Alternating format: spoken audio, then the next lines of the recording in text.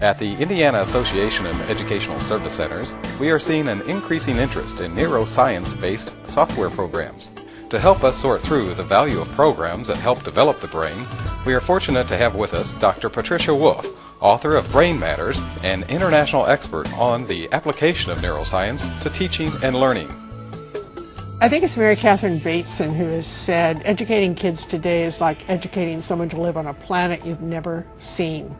And if you think about it, if you look back in your own experience, especially if I look back on mine, no one in any of my high school or college classes taught me how to get spam off a computer because we didn't have them. We didn't even have television. All right, now try and jump ahead 10, 15, 20 years to where students are going to be. You don't know what the world's going to look like. You don't know what it's going to look like socially. You don't know what it's going to look like technologically.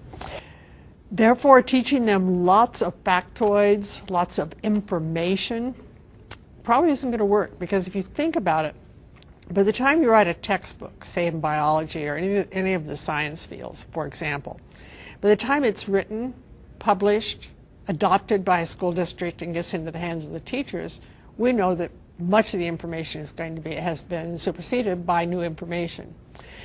Kids can probably get much more updated information off the internet. However, when you talk about the internet, there's a ton of information on the internet that's not even correct. So rather than focusing on academic skills per se, what's your math score, what's your reading score, I think we need to be looking at teaching larger concepts, concepts that were true yesterday, will be true today, and will be true on this planet we've never seen.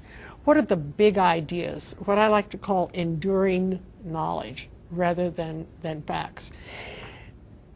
What we need to teach kids to do when we don't know what the problems are they're going to face is how to think, the cognitive skills, how to approach a problem, how to determine what's important in an issue, how to look at both sides of an issue. Those skills will work on any planet, whether we've seen it or not. So I think that education is very slow to change, very slow to change. And what you see are people who say, well, I went to school and this worked for me. Therefore, this is what school should look like today. No, you're not in the same world. Would you go to a doctor who hadn't been upgraded in skills for the past 20 years with all we've learned about, medicine and the human body? So it's the thinking skills and it's the cognition that we need to work on to give kids that underlying ability to face these problems when we don't know what they are.